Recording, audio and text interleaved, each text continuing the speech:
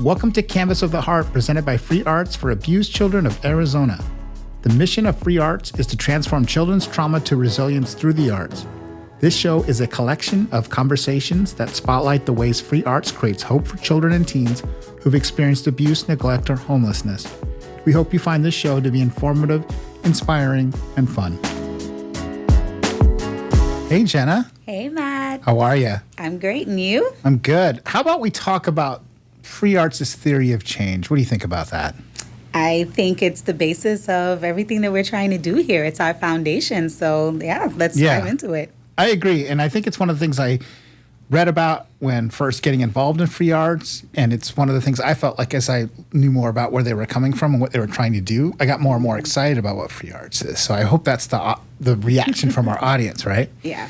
But I think to get us started, it's important to kind of define what we're talking about, right? So change is in it. Like, it's a theory of change, right? We have a estimation of the conditions of, people are, what they're facing, what they're living through, what they're going through, and some things happen at Free Arts and they experience new things.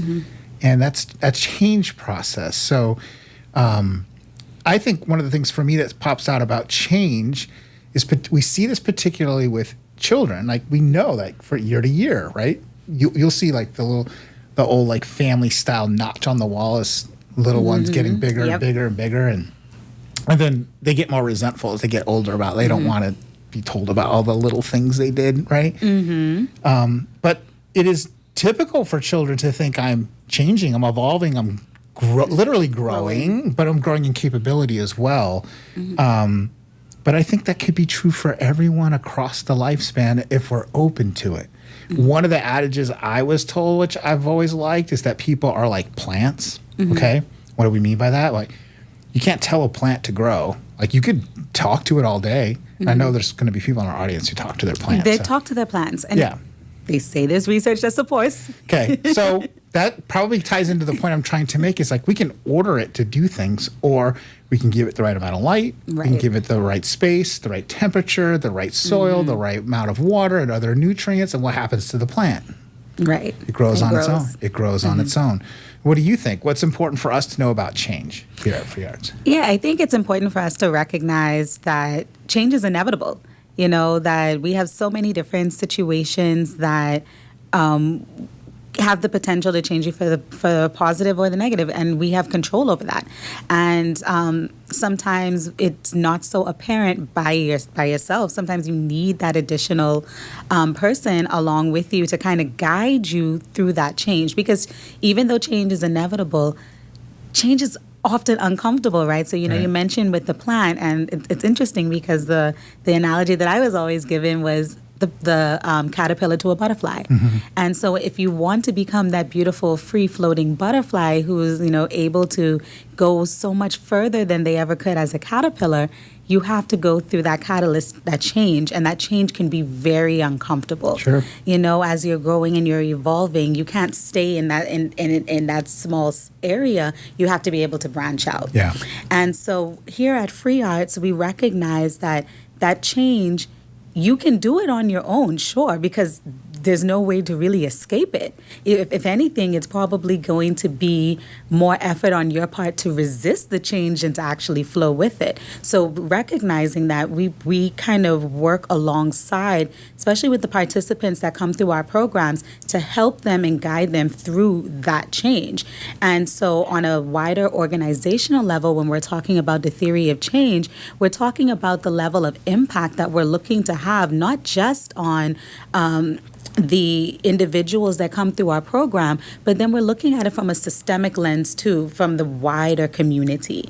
And so that's where I think where Free Arts really comes into its own and really stands apart from a lot of other organizations, is recognizing that the change that is happening with the individuals are community-based, because especially with all of the community organizations that we work with, it's much wider, and recognizing that we all need that guidance to make that evolution happen. Right. So, like, to use your analogy, that butterfly is going to have some impact on its environment too, right? We're not isolated.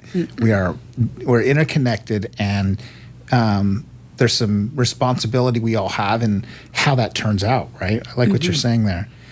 Tell us about another key term about theory of change, and it'll be its own episode, if not many episodes, but for this one, what is trauma? Yes, I think there's still some kind of misconception. As much as we use that term, I really feel sometimes there's a little bit of misconception about what trauma is. So we often hear about the traumatic experience, using trauma, as the adjective to describe the experience. But when we're talking about trauma as the thing, as the noun, we're talking about the response to that, or the response to that situation that occurred. So that trauma is, how are we responding to whether it was the abuse, whether it was the neglect, maybe it was a natural disaster, maybe it's the threat of harm, the threat of danger to my life. How does the body, and when we say body, the physical body, the mental body, the emotional body, how does it respond to that?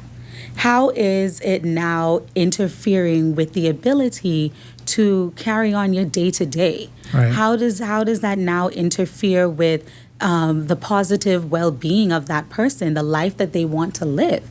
And so when we're speaking about trauma, it's something that it's so debilitating that it really disrupts that change. It really disrupts the natural evolution that a person would normally go through, and makes that process even harder.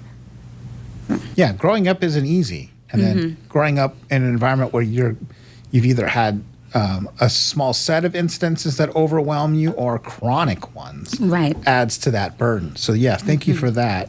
And so change, trauma, I think it's important to set out what our target population is, right? So with a simple name like free arts, which you'll see mentioned, people might even call us up and say, like, my kids love arts, can I come over? Like, well, it depends. So here's the population, right? Children and teens who've experienced trauma, right, of abuse, neglect, homelessness. And we also serve young people that are in treatment centers. So it's a particular life experience of which there's too much of, right? I think everyone agrees that these are things that we do not want in society. They're byproducts of a lot of complicated systems and relational systems. But at the end of the day, our population is children and teens that have experienced these things. Often that means they're in some kind of foster care or in kinship care with another family member, and there's some system involvement, child safety system involvement, because of the living environment. And so depending on the partner and depending on the young person, there may be still continuing an ongoing attachment to home. And then we often work with young people who don't have that attachment anymore to home. They have been removed from an environment that threatens their safety, and that judgment's been made by the child safety system. That's our population. So it's free arts toward this group, and the name is true. Like, we do not charge for our services. This is something that we offer, and it's fundraised for, and we depend on public support for that. But that's our target population. So it goes children and teens, and there's an emerging part, which you might want to talk more about too, because as children age and transition out past the age of 18, like everybody who's listening, when you were 18 in one day, you were ready with everything you needed, right? What? Yes, I thought I knew everything. You couldn't tell me nothing. Right. And then it turns out you should probably tell me some things, because I wasn't getting it. But yes, because sometimes we tend to look at things with the lens of, as an adult, there's a level of preparedness that you should be ready to go and tackle the world now. All right, you can come out of the house. You're ready to make a life for your own, and then, branch off, start your own family, and so on. And we recognize that not only is it tough for an individual who has not experienced trauma, it's so much tougher for someone who has. And so we also then recognizing that you have a lot of organizations, a lot of systems that have extended the opportunity to remain in care until an individual turns 21. And then it's saying, okay, so you can voluntarily decide, okay, I want to stay a little bit longer, not ready to transition out of care yet. So now I'm 21 and I now have the opportunity to stay here. And so then it's like, okay, what's supposed to happen next? And then it's kind of looking like I'm still not prepared. And it's not because of one particular reason. There are a multitude of reasons that go into the lack of preparedness to be able to be self-sufficient in the world. And so what Free Arts has recognized is that we have a large population of individuals that maybe they even came into care at an older age. Right. And so they are going through the system for the very first time, experiencing homelessness being one of the major things there. And so when we're looking at it, we're looking at those who are using the term youth in transition, right? So we're looking at those who maybe are in group homes, but they're like independent living services. They need almost like a step in between that full independence, because they still need that assistance. They still need that connection. They still need their social service providers in some capacity. And so recognizing that not everybody who comes to a social service organization in need comes as a child. Free Arts has expanded to understand that we can still offer the same type of programming to those between the ages of 18 to 26. So that's our young adult empowerment program. And we recognize that because we had some individuals who came through our programs before, and they were aging out of the system. They were transitioning out. And they said, you know what, we've made such significant connections here with this organization. We want to stay.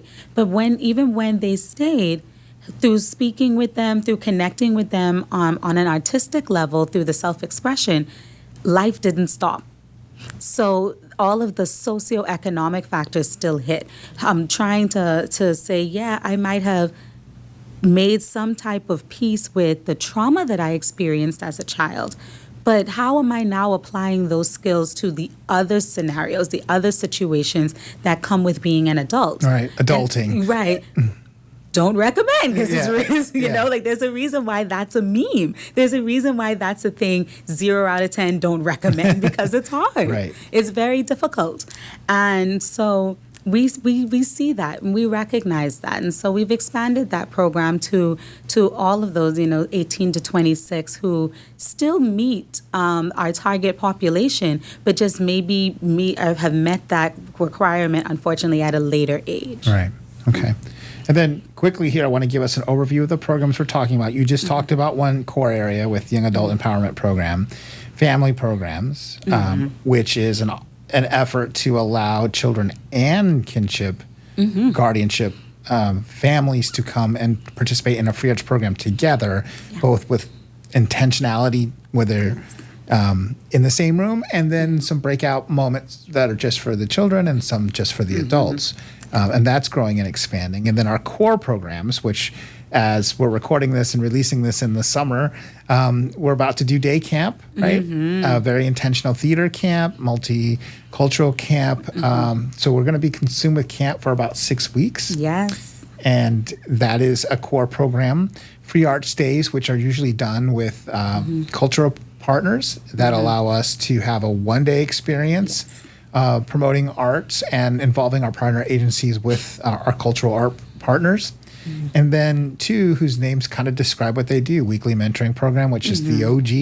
It's the original program. The original program. And the program here, it compares mentors with young people, usually where they live, so in a group home or another setting like it, shelter perhaps, and they are able to do art projects over a series of weeks. And then professional art series is very intentional around the mode and partners volunteers along with a professional artist, often with an idea of wanting to showcase a product. Yes. So there's In both cases, there's process, like learning the art. We'll talk about how that fits into theory of change. But there are some other programs, right? Professional artist series where the showcase is a key part, like being able to show up in a big way, either by designing something or performing something. And so those are our programs. And then the last word, which is said a lot, and it's right here on our on one of our former camp T-shirts. It's on our table here. Is the word resilience. So when we talk about resilience, Jenna, what do we mean? Yeah, so when we say resilience, we're talking about the ability, the capacity to be able to withstand challenges that come with everyday life. And resilience is not something that you typically are automatically born with. It's developed through time. So there are certain situations that we're very much unable to escape. And free arts is taking the stance where we're not trying to completely eliminate any of life's stressors, because we can't do that. We're trying to promote being able to withstand life stressors and know that I'm going to be okay, recognizing that this is a part of life, but I have the strength to get through it. And that's resilience, is knowing that, okay, I see the challenge, but I don't succumb to the challenge. Yeah, and I think we're talking about coping skills, learning to cope, some perspective taking. I think fundamentally what we're hoping to model is that relationships and strong, supportive relationships are an important buffer to being resilient, right? You think about anyone's tough day experience, tough week, tough month, whatever it might be for you. The desire is, I want to go home and tell my loved one, my best friend, my work best friend. We instantly need to connect to others, and free arts creates ways for young people to, what we hope is connect to an adult that can model and share some of those ways that they cope with life, and do it in a setting that is inspired by the transformative power of the arts, right? Yeah. So when you look at our recipe, art plus mentors equals resilience. So we talked a bit about all of those things so far.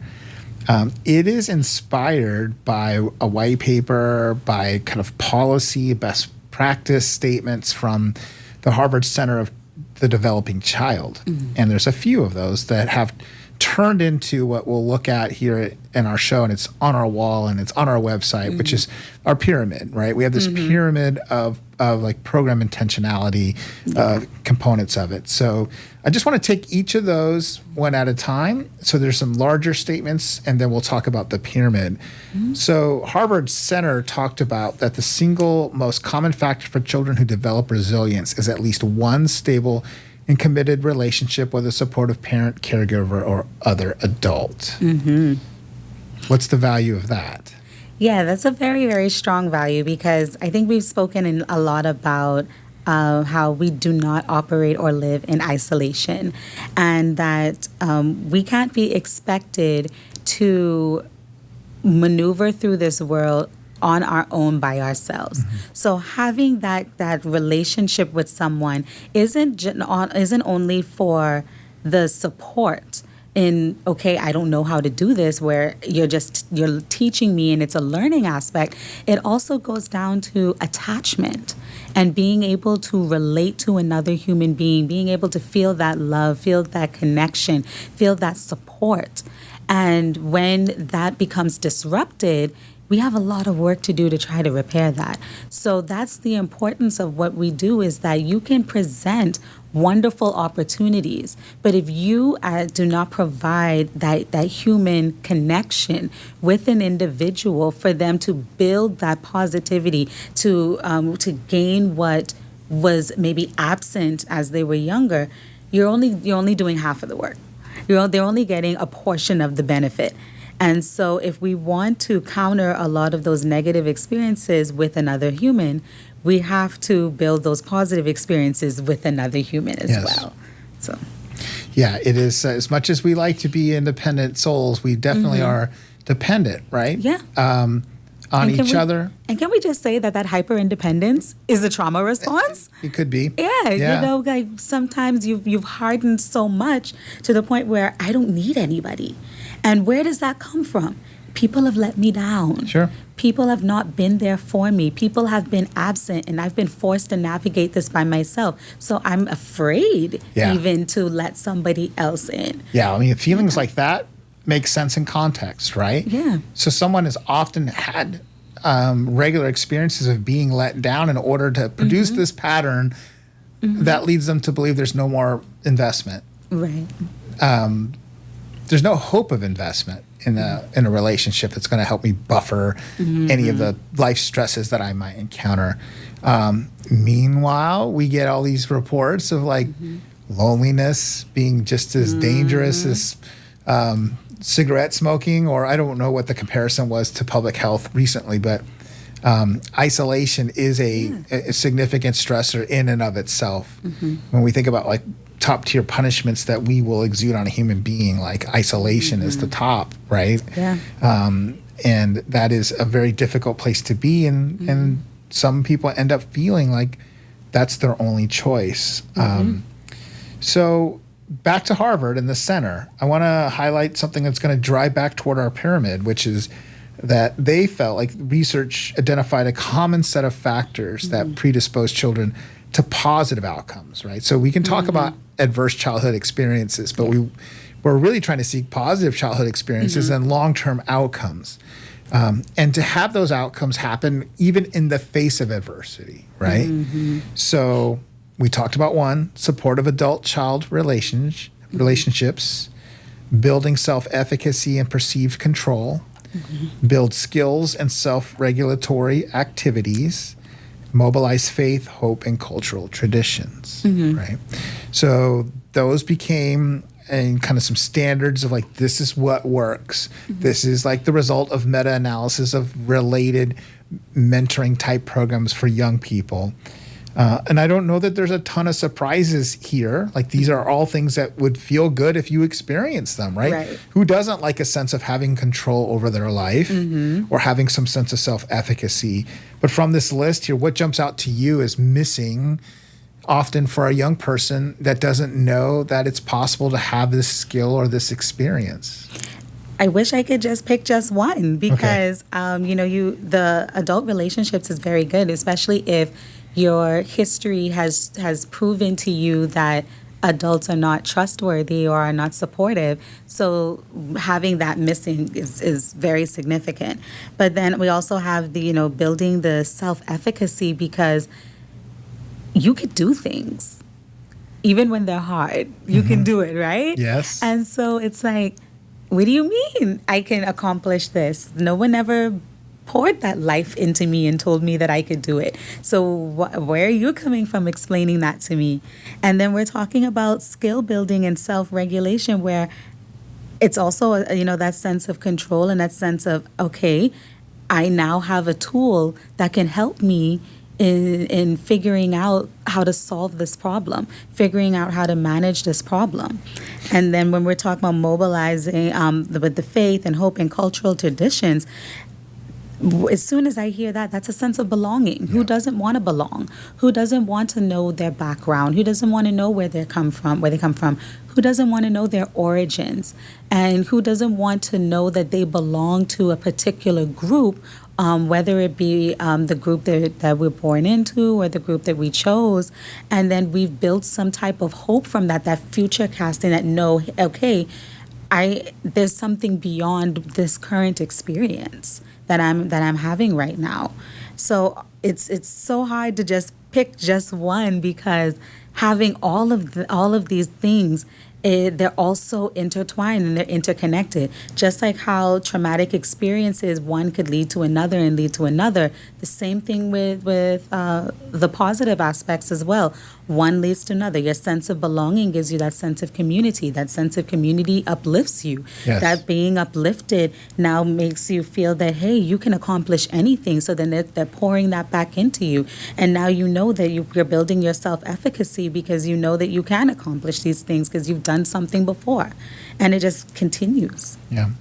And the next element from them, outside of those key four things, was what we talked about when we defined resilience, which is learning to cope with manageable threats is critical for the development of resilience. And I think that's important, because some of the social media bent is a little bit about a little focused on trying to prevent no threat from ever happening. Yes. And I mean even the small ones of like being inconvenienced. Yes. Oh, the minor inconvenience. And I am well within my right to feel this way. And this is a disaster. And it may not necessarily be that. And those feelings are messengers. Our question as we mature is, with what I'm feeling and what I'm perceiving in my environment, can I cope with it, and can I make an action choice that fits my values rather than being reactive and storming out, making the scene, destroying the environment in some way, or destroying my relationship, right? Because I had a moment where I was overwhelmed. And so helping people understand that we can cope with manageable levels of threat. And we are social creatures. We are all hopelessly addicted to food and shelter. So when those are threatened, we are often ready to react, Very right? dysregulated with that. Sure. And it makes sense, right? All feelings make sense in context. And so those things make sense. And part of what we're being inspired by is can our work model and teach and support coping in real time around manageable challenges? Yes, and I would argue definitely, because the key word there, Matt, that you're mentioning is manageable, right? And so it goes back to understanding that not all stress is bad. And so anytime that we're experiencing these emotions, sometimes we really have to call on what is within us to be able to do a little mini assessment and recognize, okay, what is like the worst case scenario within this situation, right? What is the end result? Like, let's put a level on this thing. Let's gauge it. Let's measure it. Where are we? And the positive stress is there, and it's meant to build you up. It's meant to produce those skills, that development that you need in order to be resilient. And then you have that toxic stress. And we're not saying, okay, you need to learn to cope with your toxic stress, but the concepts that you do gain from coping with your toxic stress is what you're going to then translate into some of the other stress. Sure. So therefore, we were looking at the situation where our programs are designed to show you how to cope in the absence of the stress at first. Yeah. And then with the intention that you will draw on those practices when you're faced with a challenge. Yeah. So that's kind of where we take our stance when we start looking at our outcomes pyramid and making sure that we're eliminating as much of those potential stressors as possible at the very beginning. So let's start at the bottom of that outcome pyramid. On the bottom and it looks a lot like those of you like Maslow's hierarchy, right? Yes. Maslow's hierarchy of needs. So those of you sociology, psychology students out there are nodding your head. So on the bottom, just like in Maslow, is safety. Safety. So why is that the bottom? Safety is at the bottom, and of course, being at the bottom is the largest, is because that's the foundation of everything. Taking Maslow's hierarchy of needs, if my basic needs are not met, how am I supposed to meet anything else above it? I often use the scenario of a child in school. If a child is being threatened with shelter, being threatened with food, don't know where their next meal is coming from, how are they now expected to concentrate in school to learn your lesson? How are they then expected to be able to build relationships and to be social with other people, and they don't know if they're going to get another meal? Your basic needs are not met, so how are those higher functioning activities supposed to occur? Yeah. They don't. And so how do we expect anyone in our programs to build resilience if there's not safety? And so when we're looking at safety, we're looking at predictability. We're looking at dependability. We're looking at honoring what we say and being true to our word, because that helps for anybody to to recognize, okay, I can count on you. You're going to be there. And so that's the environment that we provide. There's a reason why we always have food at our events. You know you're going to get a smile from somebody. You know you're going to get some food from someone. You know that you're going to be greeted with individuals who care. You know what to expect. And so when you know what to expect, you eliminate that threat of that fear as to, well, what's going to happen today? Like, oh gosh, are they not going to show up? Or am I not going to get the pizza that I want? Because that's something that's very, very popular at the family programs. They love the pizza. And without that safety, everything else crumbles. Because there's no ability to even focus on anything else. So that's why we make sure that is at the bottom of the pyramid, because if we do not provide a safe environment, we can't expect for any form of development to come from that. Right. It's back to the manageable level of threat, and we don't want to introduce unmanageable, unrealistic elements. Right? And we know this is society. This is why we put ratings on movies. Right? When you're old enough, and I'm sure there's some scaredy cats listening who are still like, I'm still not watching that. And I'm 40 years old, and I'm hide under my bed if I have to watch that. But we know that in terms of like age development, some young people are not ready to be exposed to certain types of elements, and then all children shouldn't be exposed to certain kinds of elements, and we want to remove those, while also knowing that there is a moment of being challenged that is useful. It's that healthy level of stress, right? But it begins with safety. It's like training with the safety net. We're not removing the safety net. Like we can make a bold choice, try something new, without the fear that there's going to be some really negative consequence coming our way. Right. The next level up is self-expression. And so this is interesting because we've talked at other times about how a trauma response can be often feeling like you have to guard your environment, watch your environment, give into your environment, right? We talk about fight and flight, and those are only two, but posturing and submitting are other ways that people deal with threat, and submitting meaning you just give in, you give up. And so having an opportunity for self-expression here means that we're allowing people to explore their own sense of personhood, their own choices, wants, and wishes as parts of their personality, right? When you think about the peculiarities of anyone you know and who hates mustard and who loves it, right? I'm just picking on one of those. These are just things that make people who they are. But when you're in an experience where you don't have that voice, you don't ever get to voice about what is important to you and what's not important to you. And so art is a powerful way, I mean, I think it is really at its center a way to share the internal and the external, right? And allow that person to react to that art piece, whether it be, visual art, spoken word, anything that you're experiencing produces an effect on the other. So it goes internal, exterior, back to internal, and that we would hope produces more self-expression, more art, right? Which is what free arts is here for. And underneath that self-expression is the development of an identity that's distinct, right? And that's part of growing up. And it's hard to feel like you're your own person when you've not been given that opportunity. And then it's okay to kind of select what in-group do you want to be part of, right? It's, to me, getting up there in some years, has been too many years since I graduated from high school, and I'm thinking about the average high school and how some of the pockets of students don't change. Right, the faces do, but you've got the different in groups. All those groups. You have your jocks. You have your quote unquote nerds. I like them. Yeah, power to the nerds. Down for the nerds. Yeah. Your AV kids. All of those things. You're right. And that it also goes to that sense of belonging, right? And then you express yourself within that. And I think one of the beautiful things about free arts is that and what actually some people may not know is that it's not just drawing, it's not just painting.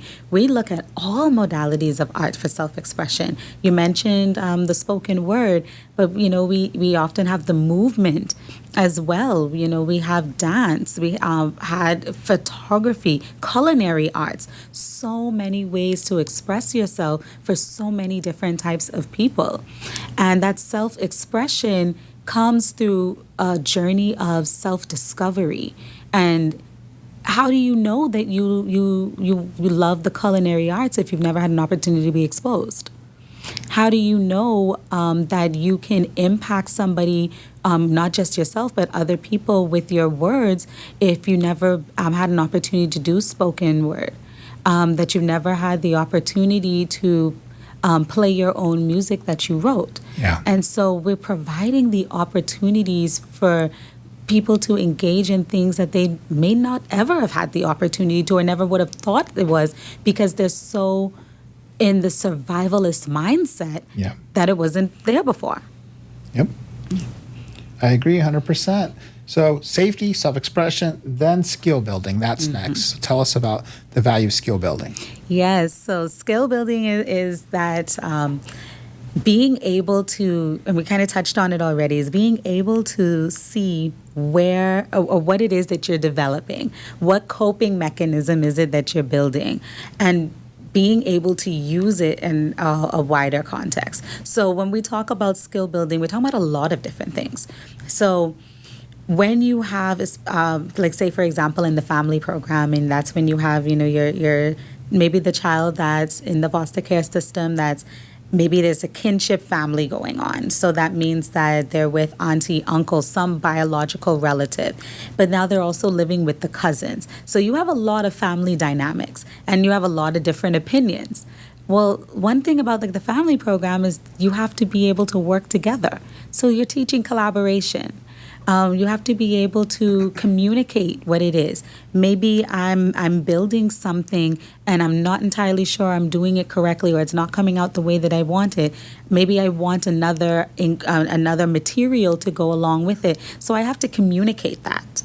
And so we're taking something that could be very simple, an art modality that can be very simple, but we're putting the individual in a situation where they're using basic skills and learning how to use basic skills, especially when you have individuals who never had the opportunity to speak up, like we've said before. Maybe they've never had that power of choice. It means a lot for them to say, I don't want the red model magic, I would like the blue. It means a lot to them to be able to say, I don't want to go to the spoken word workshop. I rather go to the visual arts workshop. It means a lot to have that choice. And so when we're building skills, we're building the ability to not just do them within free arts, but to be able to do them outside of free arts into the actual real world. Yeah. So when we provide those opportunities, we want to encourage and empower not just the individual, but also the families that come along with them for that particular program. But we want to be able to show that what you do here can be applied to other areas of your life and giving opportunities to exercise that. And I think ultimately all the small skills, right? These are often school-age children. They're learning how to learn. Yeah. They're learning how to do the things. Fine motor skills, gross motor skills are all parts of the things they're developing. And everything. Sure. Yes. Then ultimately at the top is, can I in an effective way speak to my wants and needs as I need to for my whole life? Yeah. In an effective way. So I'm not even going to use the judgmental terms of like in a respectful way. Like I don't know what that means, but in an effective way. Right. Can I talk about, I need this, I want this, these are things that are important to me, and that's a definite skill that needs development for anyone. Moving up in the pyramid is self-efficacy, and what comes to mind for me on this, and for anyone listening and watching, is to think through the joyful experience you have anytime you do something that you like to do and that you're good at. Because often when you work with clients that are in a tough spot, they might be depressed or experiencing depressive symptoms, It's one of the common things people will offer back from a counselor therapist perspective. It's like, what is something you like to do that you are good at? And can we commit to doing some of it? Because those activities themselves, whatever they are, and they could be as personalized, to the 7 billion people alive, bring us joy. And so as you think about right now, what would I do if I'm good at it and I like to do it? Can I do more of it? Can you add more of that into your life? And so self-efficacy is being able to even know what those things are and have the capability to make that happen in your schedule some way, somehow. And then as you develop that, you learn how to learn, and then you learn how to transfer that skill into other areas, right? So you become more cognitively flexible, right? You're at work versus at home versus learning the intricacies of some new role-playing game, right? I've had my own clients in the past working with people and can't break through on the dialogue, but if we start talking fantasy role-playing game, they tell me about their characters, all of a sudden I got to tell them the time's over on the session because they're in a different... They developed a skill in that area that we can hopefully grab and bring into another space, right? About how to think about their best perspective, their persona, their ability to affect their environment. So, and learning to learn is its own skill and value. And then on the top is resilience. It all comes to the point of the pyramid, the resilience, and that is now you're looking at everything that came up through it and applying it in so many different settings. You're thriving at this point. So I appreciate the survivalist mindset into the thriving mindset that you're able to navigate your community, your environment, your social surroundings. You're able to balance your emotions and recognize that, okay, I can survive. I'm going to be okay. And you're managing your relationships that are in your life because that's so important. Everything comes back to the relational perspective. And it's recognizing you as a person, how, brave you were, how conscious you have been of what's been going on around you and taking control of situations. And that's really all that it is with resilience. And, sometimes it becomes really sad because when you think about it, there are some people who don't want the term resilience, right? They recognize that there's some pain that comes behind the resilience.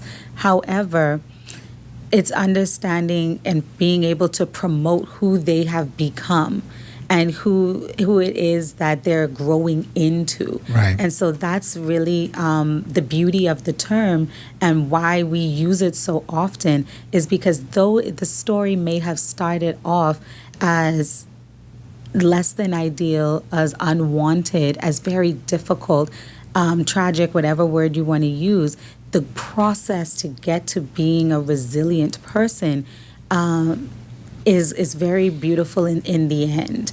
And the journey is one that is so unique that you'll never see two people with that same journey. Right. And recognizing that once you've reached the top, you can continue to go. You can continue to go on, and then you model what has been shown to you and help another to build the same skills and that capacity that you have also been able to build. Yeah, excellent. And I think that closing us up here, I think it is important to highlight how personal that journey is toward resilience. Because sometimes we can use resilience and at a programmatic level, and I'm thinking about it in mass, not necessarily at free art. And often what some system might mean is be more like us. We want you to conform to this external style, this external persona. And what we're hoping is to cultivate is someone's self-identity expressed in a way that fits for them. And that form of resilience is true to the heart. They're not role-playing. Right. They're themselves. Yes. Right? Even if their task that day is to play a role-playing game, like they've decided to do that from their own values, not because they believe it's the way to adapt and to make others happy and to self-sacrifice in a way that they can make space for themselves and the things that are important to them. All right, so that's a a lot to say about what we believe about change and what young people are capable of. So final thoughts about the theory of change, Jenna. Yeah, so final thing is that, once you have a good theory of change, that is to impact the clients that you work with, regardless of what organization you're from, recognizing that there's a larger context, a community-wide context. And our theory of change, starting from building that safety, going all the way up into resilience, is what has allowed free arts to thrive for so long, and is what will continue to carry us and to impact thousands upon thousands of children as we continue to do this work in more areas. So way to go with the theory of change. It's some really groundbreaking stuff and very inspirational in the work that we do. Yeah, so to find out more, check out both the Harvard Center on the Developing Child, Harvard Center on the Developing Child. Also, the freeartsaz.org website has this information. And our theory of change is how we model everything we do. At Free Arts, it's it's the engine behind all of our programs. Because I think you coined something really powerful earlier when you said that we want to go from surviving to thriving. And so I think that's the definition of truly being alive and truly having the human experience, and that's the core of what we do. So thanks for stopping by, Jenna. All right. Thanks for having me, Matt. Thank you for listening to this episode of Canvas of the Heart. We'd love to hear your questions and feedback by email at hello@freeartsaz.org. You can find more information about Free Arts by visiting our website at freeartsaz.org. We'd like to thank the many individual and corporate donors and the hundreds of volunteers that make Free Arts programs possible. Take care, and we will talk to you soon.